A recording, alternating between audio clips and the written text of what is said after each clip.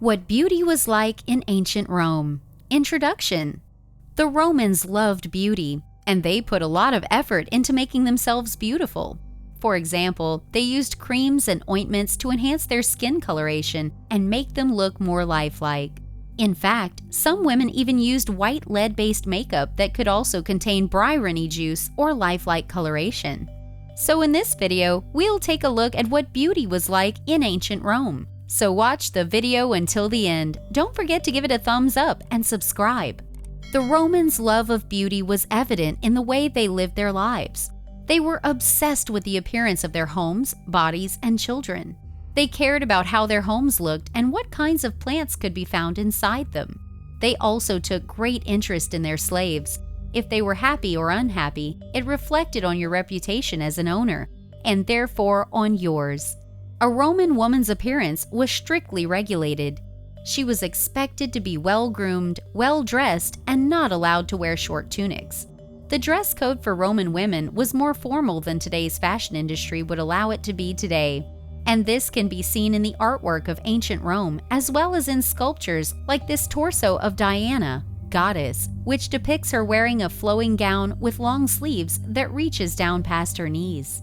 Ancient Roman women were expected to be attractive in order to be considered beautiful by their society, and therefore worthy of marriage or another social status. This idea was passed down through the generations with such force that even today it has become an intrinsic part of our culture as well. It's almost impossible to think about someone being beautiful without immediately associating them with youthfulness and attractiveness, and sometimes both. Makeup was an important part of daily Roman life. It was used to enhance appearance, cover blemishes, and make the skin look more youthful, even in tone. Eyeshadow was applied to the eyelids, eyelid creams, or eyebrows, brow gels, while lipstick and rouge were applied on the lips and cheeks respectively. Rouge could also be used for other parts of the body, such as around the mouth or chin. If you had a beard, however, this was not common practice as there was no need for it due to men having very little facial hair. Beauty products, such as toiletries, that were available at pharmacies could include face masks made from egg whites, which would help with pores clogging up over time through sweat and dirt, causing breakouts, causing blackheads, which would often lead people into believing they have acne, but actually just have blocked pores, which need attention before they get worse.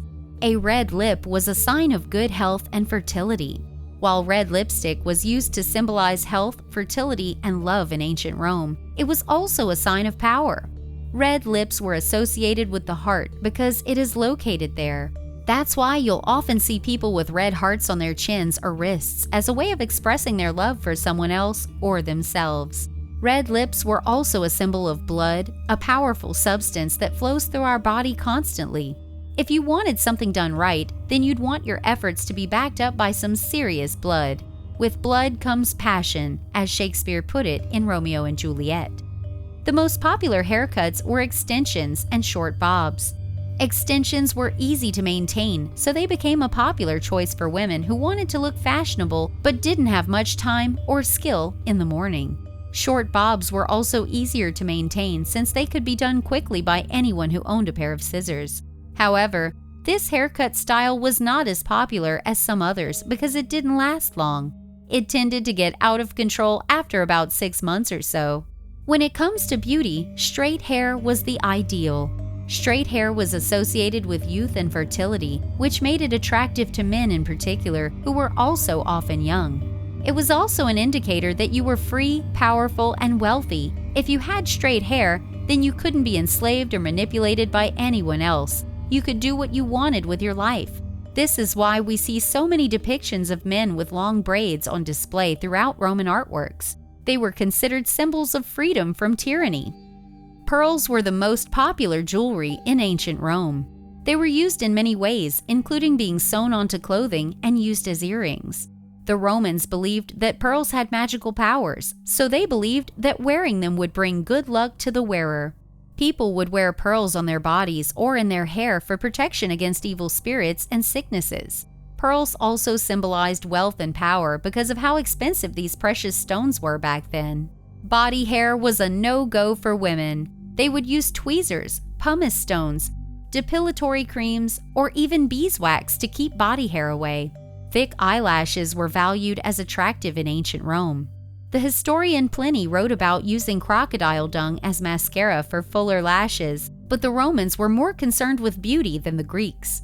They used white lead-based cream to thicken and darken their eyelashes, which would have made them look more impressive when seen from a distance. Eyebrows were also considered important in beauty, and according to Ovid, some women used antimony to outline their eyebrows. Antimony is a toxic metal. It's used to make cosmetics, but it can also be poisonous if ingested or inhaled. According to Ovid, some women used antimony to outline their eyebrows because they believed it made them more attractive and distinguished looking. Today, we know that this practice is dangerous and should not be attempted at home. Antimony was once commonly used as a cosmetic ingredient in eyeliner pencils. You know, those things you use to draw lines on your face? However, since then, its use has been banned by most major brands due to its toxicity concerns. The Roman poet Catullus called eyes windows of the soul, and he was perhaps right. In ancient Rome, the way a person looked into another's eyes was considered important. People would look into each other's eyes to see if they were telling the truth or lying. If you wanted to be trusted by your friends or family members, you had to make sure that they could trust what you said back. If someone was looking at you while talking with another person who did not know that their friend was watching them, and vice versa, then it meant something else. There were two people involved. One of those people might be able to help find out more information about either one's pastime. To achieve pale skin and bright eyes, many women used eye drops that contained belladonna, which causes pupil dilation.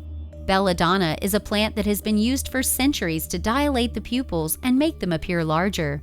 Today, it's still used in some cosmetic products as an ingredient for brightening or whitening skin, so be careful if you use them. Ancient Romans used fragrances to mask unpleasant smells. Romans used perfumes to mask unpleasant smells. They would use perfume to cover up bad odors and body odor, as well as the smell of death, sickness, and poverty. In ancient Rome, there were two kinds of perfumes. One that was used on the body, perfumed oils, and another that was used on clothes, perfumed waters. The idea behind both types is that they masked unpleasant smells by attracting insects away from your skin or clothing so they wouldn't get into them. While the Romans were concerned with beauty, they also cared about health. The idea of healthy can be tricky to understand today because our expectations for what constitutes good health have changed over time. For example, in ancient Rome, being thin and fit was considered a sign of good health. Today, we think that fatness is unhealthy and overweight people are at risk for serious illness. In addition to this cultural shift in how we view body image, there was also an evolution in understanding what it means to be healthy or unwell, and how these concepts relate to each other. This change took place over several centuries, first during the Roman Empire, from 1000 BCE to 500 CE, then again during medieval Europe, from 1000 CE to 1500 CE. Then again within Western culture since 1800 CE when modern medicine began. Beauty might be universal, but it's always been culturally specific too.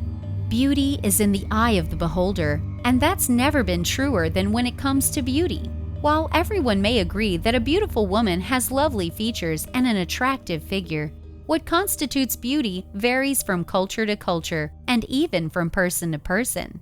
Beauty is also affected by social class. Some cultures value beauty more highly than others do. Think Japan or China. While some cultures have less rigidly defined standards for what makes someone pretty.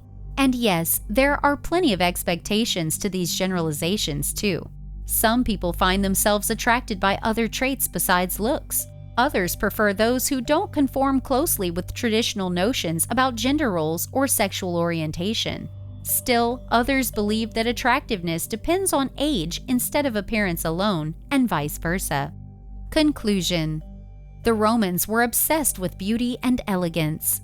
As you can see from these examples, their obsession with style was reflected in fashion trends as well as skincare products. We hope you found this video interesting and informative, and if you have any questions or comments, we'd love to hear from you. Thanks for watching, and we'll see you in the next video.